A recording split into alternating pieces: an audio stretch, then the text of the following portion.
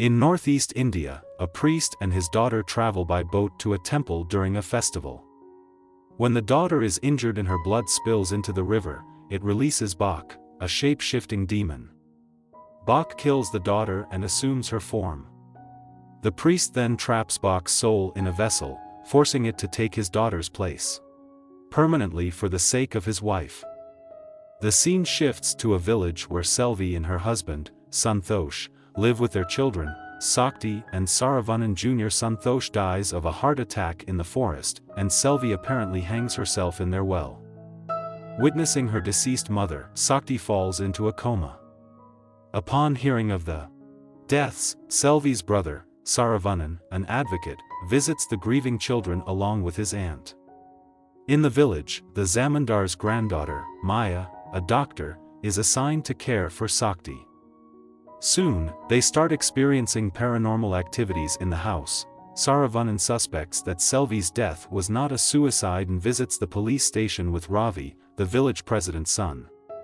They are dismissed rudely by the inspector. Ravi then shows Saravanan a video of his late brother-in-law being stalked by a Swami before his death. Later, while they are in their jeep, a spirit attacks, and Saravanan steps out to investigate. During this, a spirit looking like Selvi attacks Ravi. Hearing Ravi scream, Saravanan returns to find the jeep and Ravi gone, with only the video camera left behind, showing footage of the Swami once again. The next morning, Saravanan finds the jeep smashed against a tree with Ravi's corpse on top. Initially suspected by the police, Saravanan clears his name using the video camera evidence.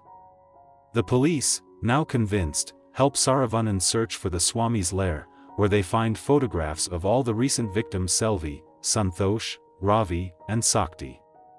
Convinced of the Swami's guilt, the inspector orders his capture. Saravanan finds out that Sakti, the inspector, and the late Ravi all share the same birth date. He confirms with Maya that all three also have a red mole in common and tells her to protect the children. Saravanan confronts the Swami to save the inspector. Meanwhile, the northeast Indian priest arrives at Saravanan's home, claiming he is looking for his missing daughter. He tries to approach Sakti but is expelled by Selvi's spirit. Concurrently, the inspector dies after being impaled by a trident, and Sakti wakes up from her coma, accompanied by Selvi's spirit.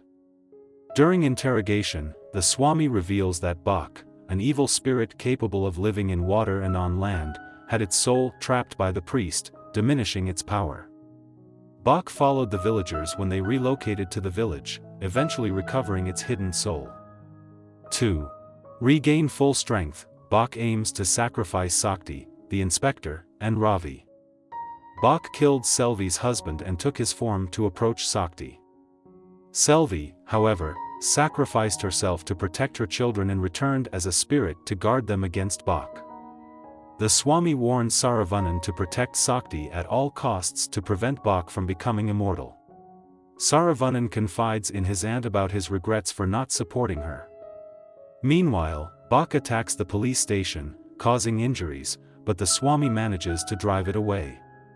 During this chaos, Maya is stopped by Selvi's spirit at the compound gate while trying to attend Sakti's birthday party. Saravanan notices a blood stain on Maya's lab coat that Selvi's spirit appears to point at. Upon testing the blood in the lab, they discover that Bak has been impersonating the Swami. After confronting the president, they find the Swami's dead body in the trunk of the president's car. The president reveals that the Swami had gone to the graveyard to destroy Selvi's spirit and her remains. Saravanan arrives too late, witnessing his sister's spirit disappear while pleading for Sakti's safety. Bak then reappears to claim Sakti, but Maya flees with her to the temple festival.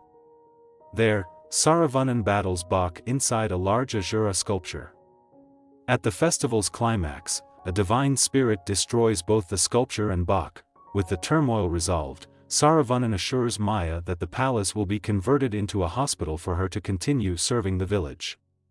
Outside, the children play throwball with their mother's spirit, showing that she continues to watch over them.